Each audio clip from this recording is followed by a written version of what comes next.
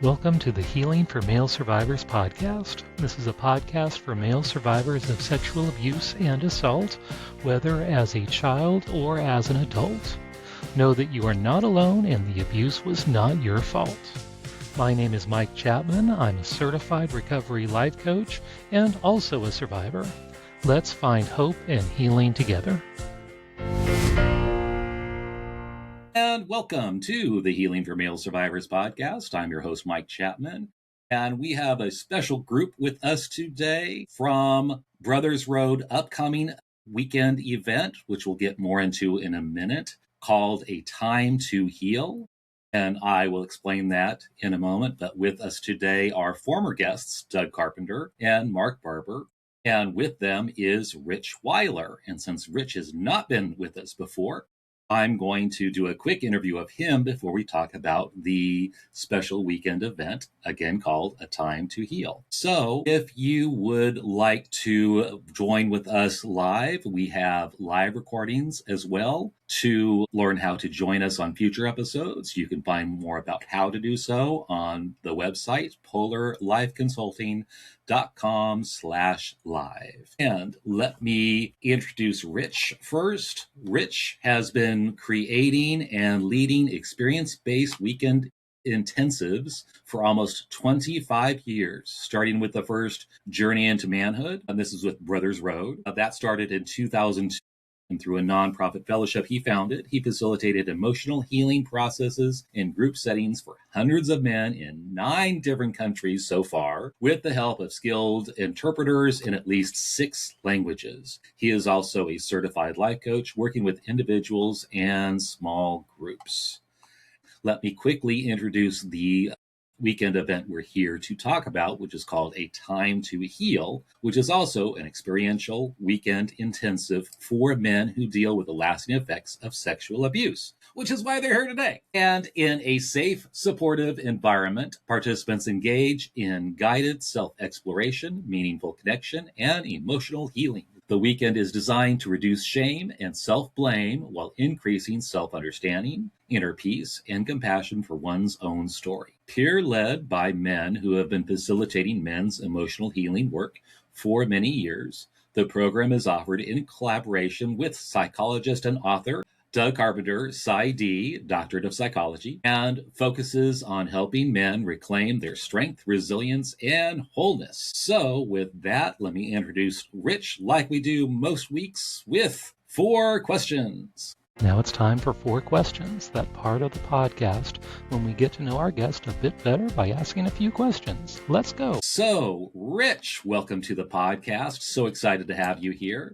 Thanks, Mike. And what is your favorite food memory? Food memory. Well, I had to puzzle on that a little bit, but I think it is a little over 15 years ago when my wife and I married, and we took everyone out to P.F. Chang's after the wedding. And Nice.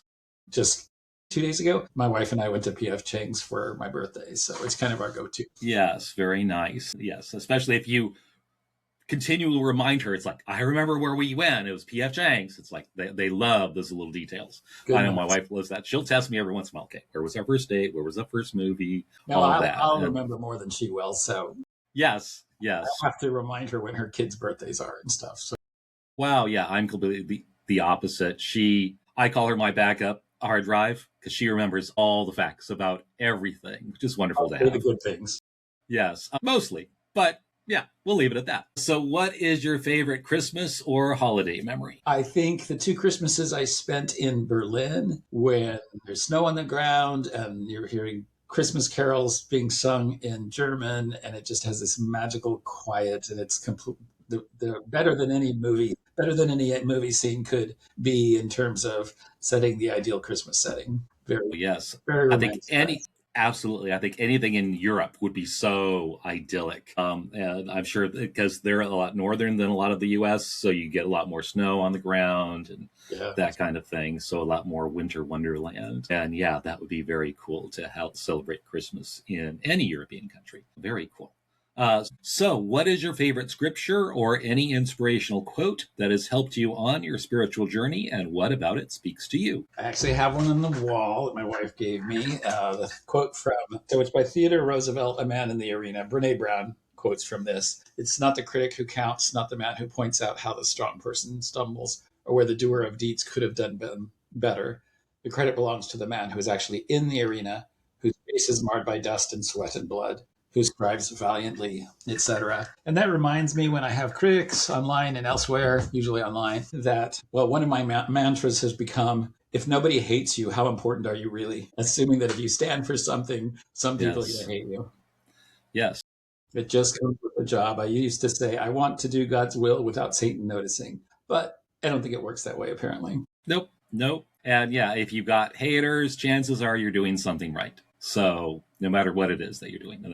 I love that. That's wonderful. Yes. And what is your favorite church or house of worship memory? Well, there's a fun one and a spiritual one. The fun one is, I like to pull this out if they say, what have you experienced that you think nobody else here has experienced? And that was sleepwalking in church when I was 8 years old. Wow.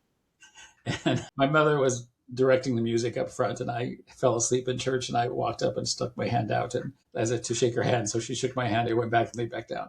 But I thought afterwards, why are all these people making such a big deal that I fell asleep in church? Every kid falls asleep in church. And then I learned what I had done. So that was a fun one. The spiritual one is not in a church building. It is on the Mediterranean Sea after one of our Journey into Manhood events. And just really feeling God's love and blessing at midnight, walking on the beach there near Tel Aviv in Israel. And just felt such blessing and oneness from him. I hold that in my heart a lot. Absolutely. And that's one of my bucket list items, is to make it to Israel. And I was planning on going with my church to Israel, and then COVID hit. So everything got canceled. Yes. So I've been wanting to go ever since. I have not been back since COVID. And yeah. Right. Yeah. I know a lot of people are hoping things will settle down in that region so they will open up to tourism again. So yes, look forward to eventually getting there someday. Absolutely. So with that, let me bring in Doug and Mark again, and let's talk about time to heal. I heard about this. You've been planning it for a little over a year, I think, because I've heard it mentioned a couple of times, and I was so thrilled to find out that you were doing this. I think it's so key, so important. I know Men Healing has done similar weekend events for a couple decades, I believe. And the one thing, and I've attended their weekend intensives, and they tend to go from a New Age perspective, not a lot of personal faith kind of viewpoints in there. Wonderful experience and very beneficial. I learned a lot from it. But I think that was one of the big components that I felt was missing from that weekend. And I know Brothers Road, it's a multi-faith approach. So you have people from multiple religions who attend your weekends, including Orthodox Jews, evangelical Christians, Catholics, Mormons, LDS, and all kinds of different faiths attend these weekends. And that's the key from the beginning, in my opinion. I was wanting to make the focus the healing work itself, and not because I don't feel like I have anything to bring to someone else's spiritual walk. I'm assuming that yours is working for you. That's not where we are. We want to bring the experiential healing work, the emotional healing work. Brothers Road is primarily about same-sex attraction and internal conflict around same-sex attraction. Right. And so that's what we want to focus on, and not get distracted by differences in religions or politics or anything like that. Right. But yet you honor faith and have a lot of faith related components with your program, which is really you get to a high enough level, and we all want to do God's will. We all want to be in a relationship with God, and we experience that in different ways. But that's the commonality that almost everybody shares. We also have agnostics and the occasional atheist, but Right. There's a spiritual component that, you bring your spiritual life, however it is, and we'll meet Right. together. Right. Just so like in a 12-step group, they'll talk about higher power, whether that's the doorknob on your bathroom or whatever you want your higher power to be, but keeping that as a key component because, however you do it, because that's how you often can survive healing, is to have something outside of yourself that Sure. can And if help we had a guide you. traumatic experience with Father, then the idea of Heavenly Father doesn't always land with anyone. Right. Exactly. But as a result, I Exactly. know a whole lot more about Sabbath, Jewish Sabbath observance than I ever thought I would, Right. Yes. and more about Ramadan. So it's good. Yep. Excellent. So, what led you to come up with this Time to Heal weekend? Brothers Road has been doing Journey into Manhood and other experiential weekends, primarily from a perspective of men who are conflicted over unwanted same sex attractions that they didn't ask for, don't want, or don't understand. And we, as well as we do a weekend called A Woman Who Loves for the wives of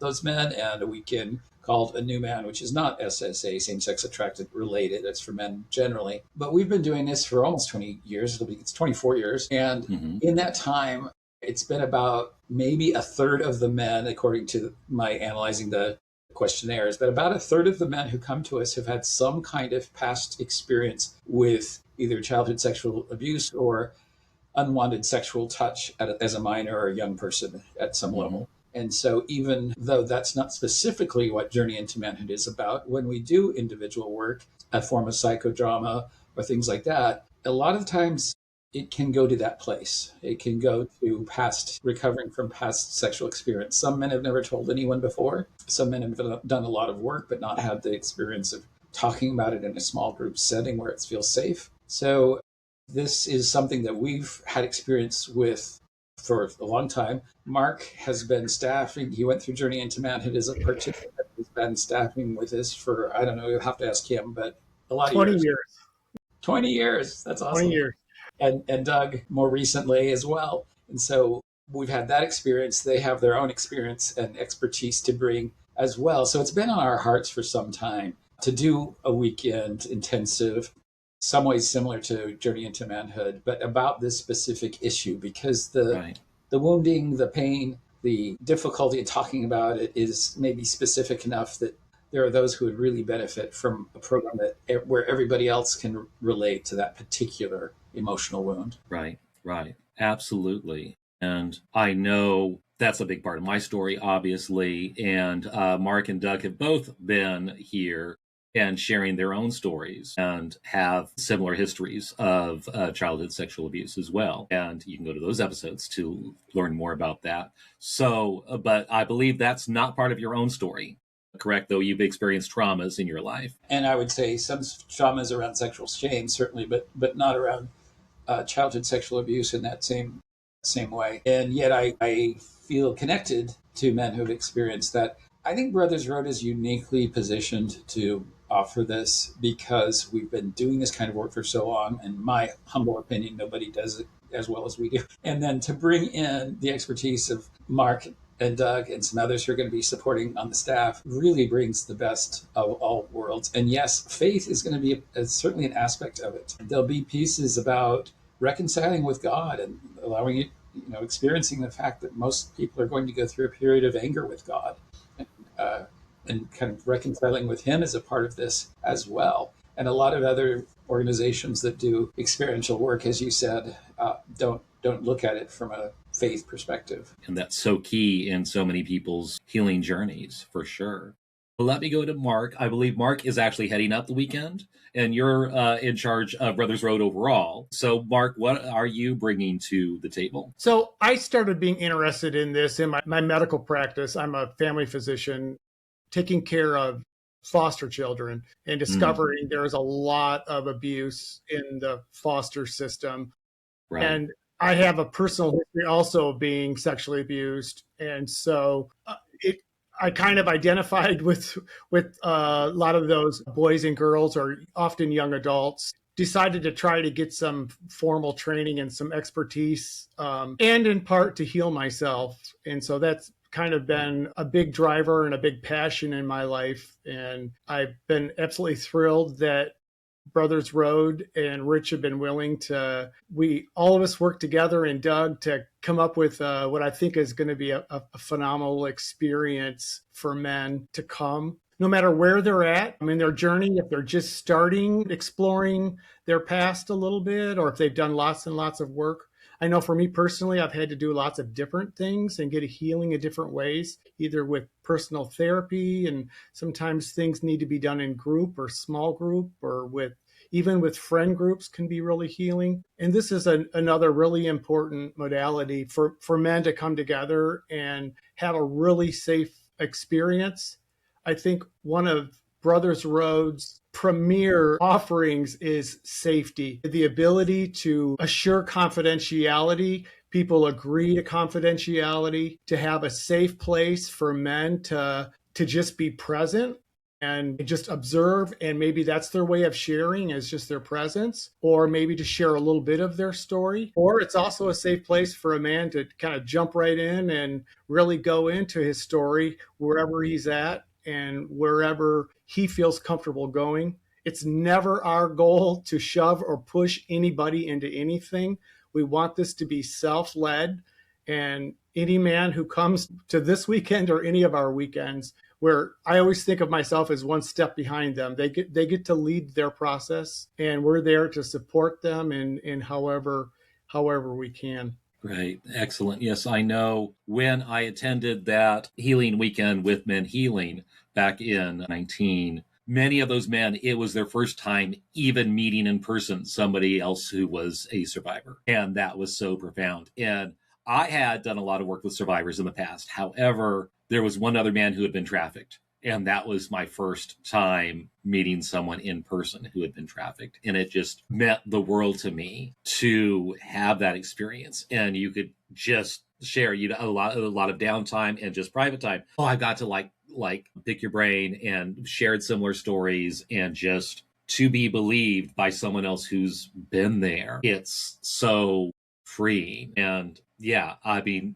just the presence of another man who has been through this. You have no idea how, I'm sure you do, but how meaningful that is. And so I look forward to the fact of having this weekend so other men can experience that same level of healing just by the presence of other men who are dealing with these similar issues. Right. To just be in a space where you don't have to hold anything back. You can share, you can be present, you can talk about anything. And it's just a wonderful feeling, especially if you've lived your life feeling like I've got these background processes and I got to screen out how I act, how I behave, how I am, especially with other men. For me, it was so distancing to have all these little protectors and editors flying in my head all the time and analyzing, what did I say? How did I say that? Did that come across awkward, or am I going to be ostracized? And to just let all of that go and just be, it's just a phenomenal experience. Absolutely. It's the mask can come off. And that in itself is so freeing. Even if you don't say much, you can be real and you don't have to hide behind the mask. And that is in itself also so freeing. So, Doug, let me go to you. What would you like to add about this weekend? And I'm so glad you're also involved in this. Yes. Hi, Mike. It's great to be here. Thanks for having us on. I'm just very excited about this weekend. As you know, I've been working with men and men's issues for probably close to 30 years now. And you've written the book on it.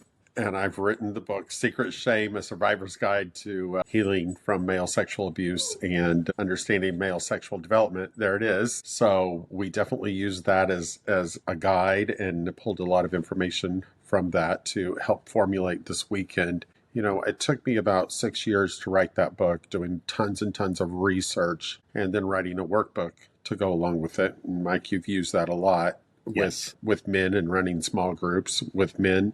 Right. I just never found a good resource for men who have been sexually abused to really get to the core of what they were feeling, what they were experiencing, what they were questioning, the myths they had come to believe. And there was no book out there that was really connecting them to their current struggles and what was happening in their current life and how those things were connected. For me, that was understanding how sexual abuse often leads to sexual issues in pornography and sexual addiction and unwanted behaviors and fetishes and all those things. And I really had a burning desire to help men connect those dots so they could move past them and live a healthy life. And Brothers Road is just a wonderful place that has provided men a safe space to heal from all kinds of wounds. And they wanted to expand into this sexual abuse arena. I know Rich has wanted to do this for many, many years. And so the three of us got talking and thought it would be great to formulate a weekend intensive where men could truly come together and be vulnerable and work on these issues. And so I'm very excited to be a part of this. I'm excited that my book was part of the catalyst for making this actually come to life, and that Rich just really absorbed my book and took it and turned it into a living project. I'm just so excited to see the amount of healing that I think is going to happen. Absolutely. Absolutely. So let me come back to Rich. So what is the structure? What are you planning for the weekend and how is it? And actually, we're going to have this podcast in my journal, and I'm sure you're going to not just have one, but you probably have the same weekend over and over again like you do your others, assuming it's successful. And I'm pretty sure it will be. Yeah, I don't think in the research, and you mentioned the Men Surviving Weekend, but in general, there's so limited resources for Right. that I think it could come to where this becomes more of the flagship weekend intensive, even than our Journey into Manhood program. I don't know, but that's occurred to me that could happen. Yeah. So yeah, what is an experiential weekend? If you haven't ever done an experiential weekend, what we mean by that is there's very little lecture, very little sermons or anything like that. You're processing through experience. So a very simple example at Journey into Manhood is one of the first processes is to look other men in the eye and process in real time what it is like to look at other men, what my judgments of them are, what I think their judgments of me are. And a lot of men are very surprised to find how uncomfortable that is initially. They have never really looked at men in the eyes before, and that there's just a lot that comes up just from deep eye contact that lasts more than a split second. And so rather than saying just, tell us about how you perceive men or how being in the presence of men affect you, you're actually, here you are, very simple, just facing each other eye to eye, not saying anything, not trying to joke or, be silly. And so it brings up things that are more powerful often and in a different way than just talking about it or journaling about it could. So there's a series of experiences like that that also include some debriefing after that. What was that experience like for you? What did it bring up in small group settings?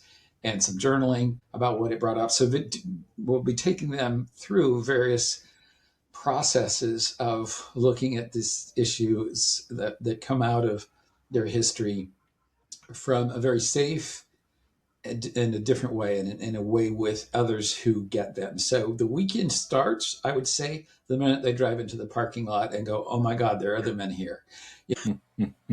And I'm not the only one. How does that feel? And does that feel safe? And I think it feels safe, but I think it feels scary. And so we're going to spend a lot of time up front establishing emotional safety, assuring that a lot of them who are coming are going to be coming from a Brothers Road perspective, for having done work before, but we're welcoming men from whether they've done any kind of work with us before or not. And so they'll just go through a number of experiences to gently, slowly kind of increase a sense of safety. One of our key rules is you don't have to share anything. You can skip any preset process. You're in charge at all time. You're always at choice. If you don't want to share something, if you want to step out, I think we do that at Journey into Manhood too, but I think it's important even more here to emphasize that empowering, especially around touch, like a hug. We're very clear. You have to ask for a hug. You can't, or to offer a hug or whatever. You can't just assume that everyone wants the same things you do. And so having that body control of I only let people touch me in ways that I allow and want, and who I allow. And just because I allow this man to hug me doesn't mean I want that man to hug me because I respond to him differently or something. So there'll be a series of experiential processes like that, looking at where do I carry today in my body? Where do I carry some of this? I have had enough, shall I say, trauma in my life that I completely believe the premise of the body keeps the score. I think my guts, my intestines have absorbed an awful lot of my life trauma, and I've got the medical bills to show you to prove that. So how is it showing up in my life today, physically, emotionally? And then, inviting small group work where it's a little safer to talk and share as much or as little of your story as you want. If you want to just sit there and tell us your story and we just listen, the power of having empathetic witnesses, especially when they're men who get it and have been there also. Right. That Right. alone can be mind-blowing. Right. And then we'll look at some of the lies we may have absorbed and believed and still tell ourselves, the difficulties of disclosure, what kept us from disclosing, or what was it like when you first disclosed? Did it go well? Did it not go well? How did that affect us for the next decades? And so on from there. Right. We're all moving toward a sense of owning our own heroism, that we are the heroes of our own stories. We can rewrite our stories as survival stories instead of, the Superman pose actually works. That's right. That's right.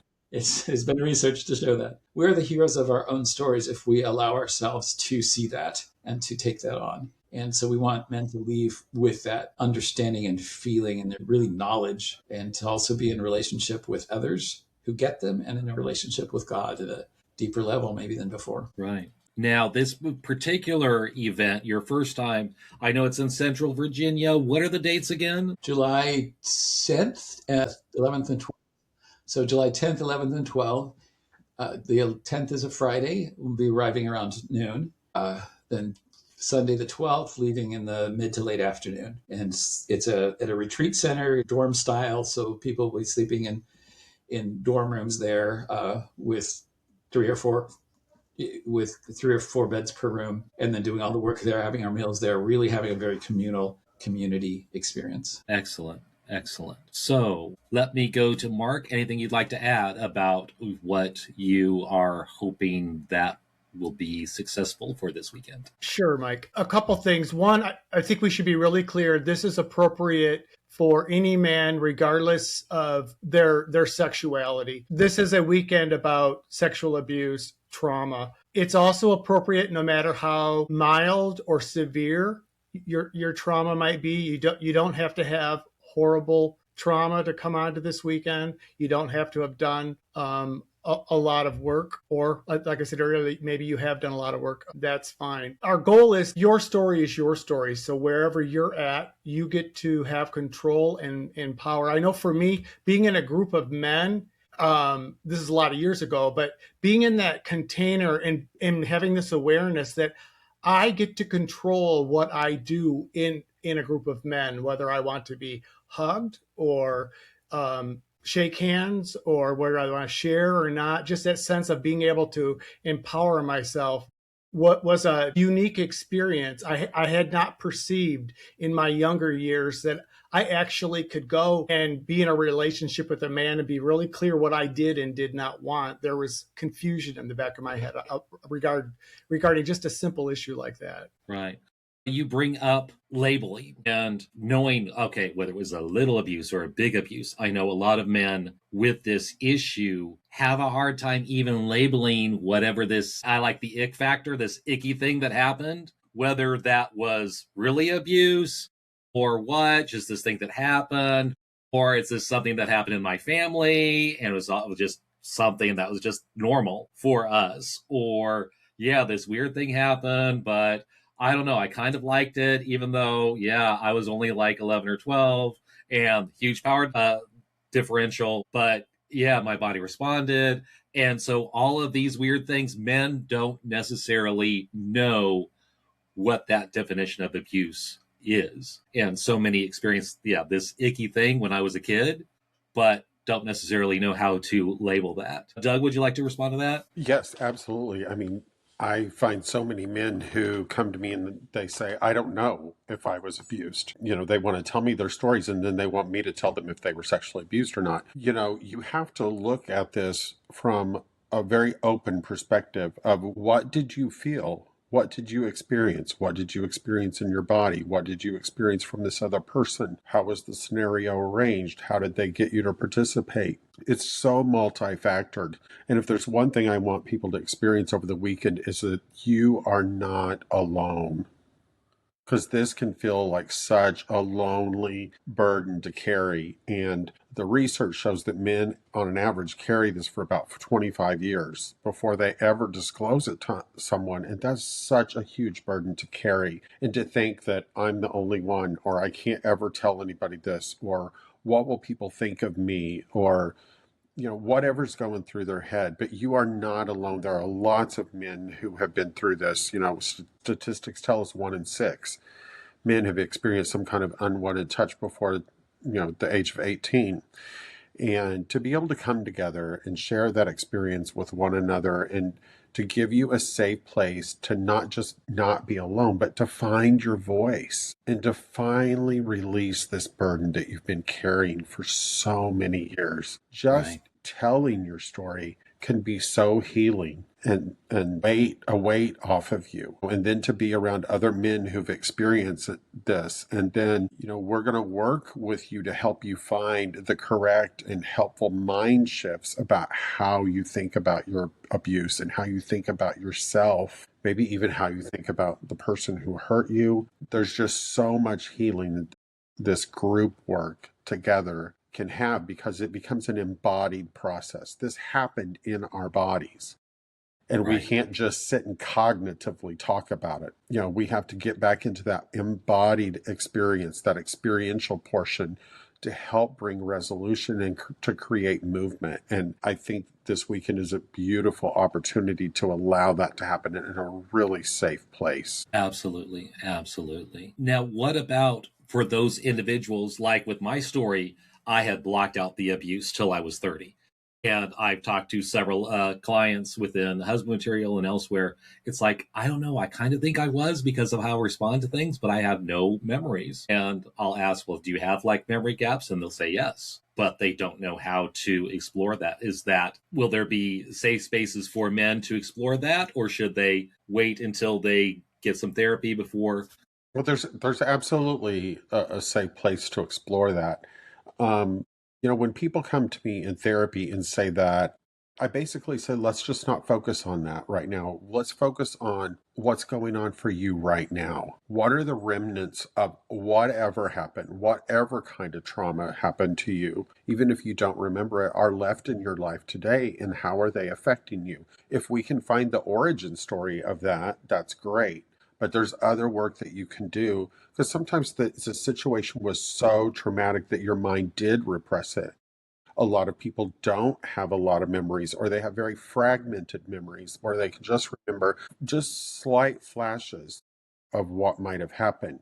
But you still feel that experience in your body, and it keeps reoccurring for you today and showing up in problematic ways in your life. So there's lots of ways that you can deal with this, even if you don't know or can't comprehend your full story. Excellent. And I know your workbook, especially, and I've used it on a lot of my coaching one-on-one with survivors, showing exactly how this is affecting your daily life. And all the surveys and so forth, it's like, well, has it affected you in this way? Or how is this like? Or what was your first sex talk with your parents? How did that go? Or did it? And all these things all are different aspects of who you are now and how you've dealt with things, and when the trauma happened, how you were able to or not able to respond to that trauma. So many men can't tie that thread together, that, okay, this happened early in my life. I'm currently having this experience.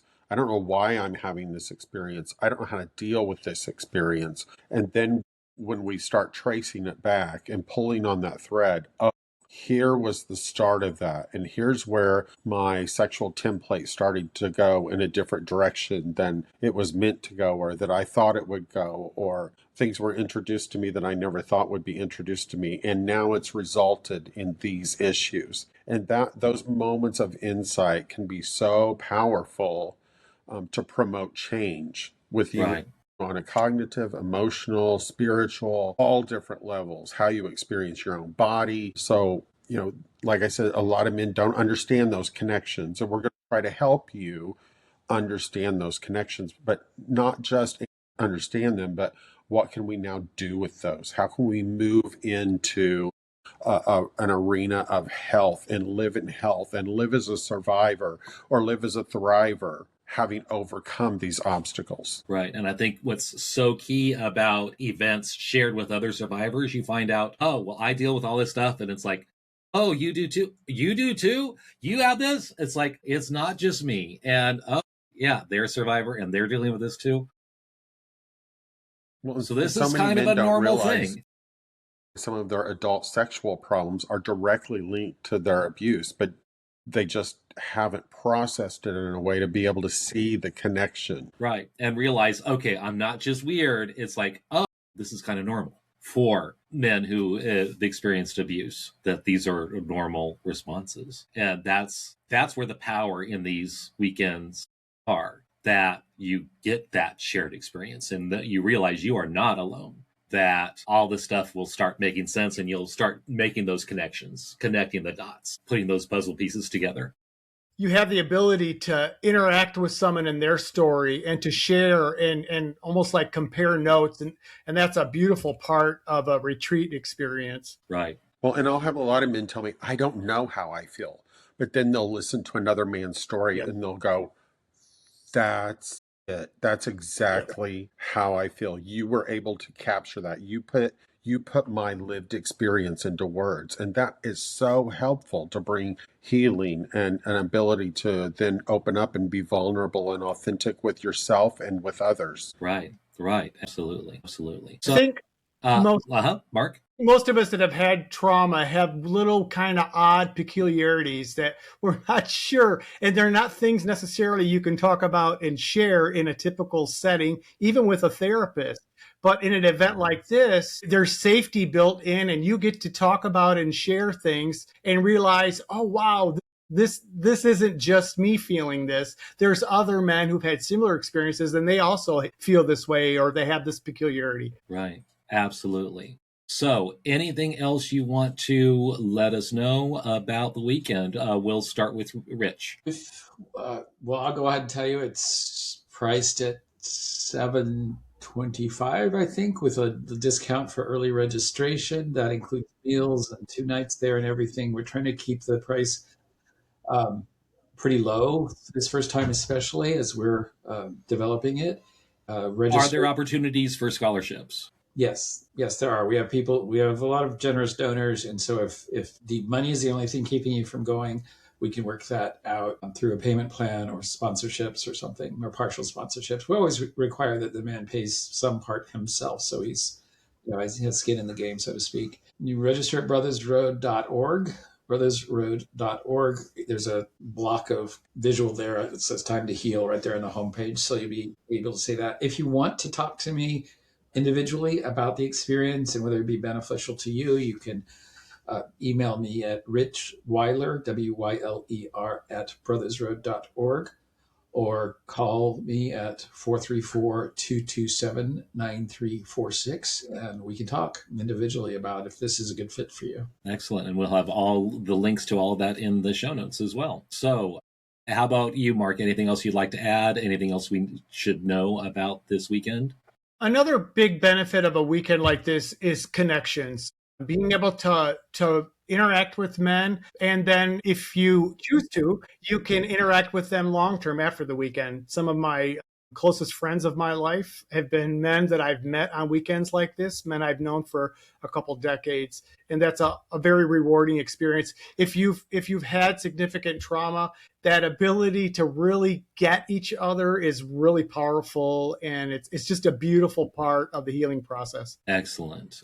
Doug, anything else you'd like to add? I just want to encourage people to take the risk. Take a risk to put yourself in a vulnerable situation, but take a risk to invest in your own healing. And it's time to take care of you. Yes. And so this is a great, safe opportunity for you to take that step, whether you're at the beginning of your journey, you're in the middle of your journey, or you're trying to wrap up your story and move on in your life.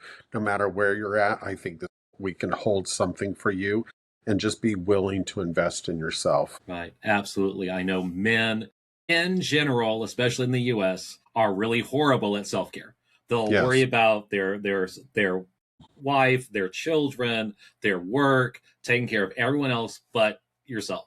And yes, you need to take care of yourself. You need to give yourself space to heal, especially from this type of trauma. And no one's going to do it for you. You have to take that step yourself and get the self-care that you need. But if you take that step, you'll be met with care and compassion and support and kindness and acceptance by a whole group of other men. Absolutely. I had one man say, I know I was sexually abused, but I'm not aware of any problems I have as a result of that. I should probably do therapy and find them.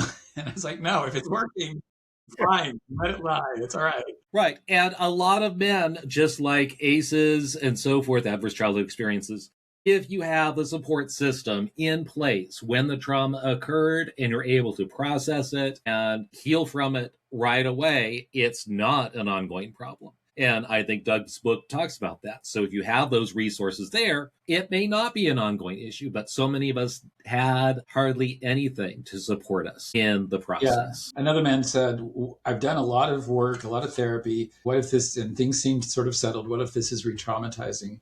My response has been, well, have you done anything in a group setting? And you might find that being in a group setting is more healing than, especially as kind of a peak experience than what you may have done before. And also it may be time for you to move past the healing work and into a space of blessing work where, like you've done, Mike, you've taken terrible traumatic life experiences and you are now blessing others because of those experiences in ways you never could have otherwise. And it doesn't mean it's worth what you went through. Right. But it does mean that you have turned it into blessing. And when we can take our life traumas and turn them into blessings for others, then we partner with God in bringing healing into the world. And so maybe that's what's time. Maybe it's time for that, to kind of lay the healing work down and step into blessing work. Right. Blessing others and bringing them along on their healing journey, encourage them to step forward in their healing. As for those of us who've already experienced healing. Absolutely. That's wonderful. Any other final thoughts? We'll start with Mark and then work my way back to Rich. Mark, any final thoughts? I'm thought-free. All right. Doug, how about you? Final thoughts. I just know from other experiential weekends with Brothers Road how powerful this experience is. And just when you're done, you just walk away and you're just amazed at what has happened for you and what's transpired. And so I have no doubt that this weekend will be just as powerful as every other experiential weekend that Brothers Road offers. And I'm just so excited to see what happens. If not more so, throw that in. Right. Rich. We often ask men who volunteered at staff, and all of our staff are volunteers, by the way. It's how we can make it affordable, is because of their generosity. But I asked men, why are they here? And the most profound one I ever heard is because I want to be where God is. Wow. That's and profound. I can promise you that God will be there. Yes. He will be there healing us all. Absolutely. And thank you, Mark. Thank you, Doug. Thank you, Rich, for putting together this intensive weekend. And once I first heard about it, I was so excited to see it happen. And now it's coming to a event center near you, especially if you're in the East Coast near Virginia. But hey, there's planes. You can fly in from anywhere. That's wonderful. And I know this is going to grow and you'll be able to offer this in other areas as well, and hopefully internationally. Yeah, that'd be awesome. That'd be so awesome. I'm so thrilled to have all three of you. And I believe I'm on staff as well for this coming first weekend. So I'm looking forward to joining you. We're going to be really privileged to have you there with us. Thank you. Absolute honor. I'm so thrilled. And if you want to learn more about this, all the information is on the show notes, and Rich shared as well. Again, Rich, what's the website? brothersroad.org. The long name is Brothers on a Road Less Traveled, but we call it Brothers Road, and that's the URL, brothersroad.org, and then just look for the visual block that says A Time to Heal. Excellent. And with that, we'll see you next time on the Healing for Male Survivors podcast. If you would like to learn more about my coaching with Polar Live Consulting, where I provide one-on-one coaching and group coaching, both with a focus on healing for male survivors, reach out to me at polarliveconsulting.com. That is Polar spelled Polar. I would love to hear from you. I want to hear your story. If you would like your story featured on this podcast, contact me via my website. If you like this podcast, please rate and review because that's how other people can find me, and I really want to spread this message of healing and hope to others. And remember, you are not alone. Healing is possible, and the abuse was not your fault. Let me repeat that. The abuse was not your fault. See you next time on the Healing for Male Survivors podcast.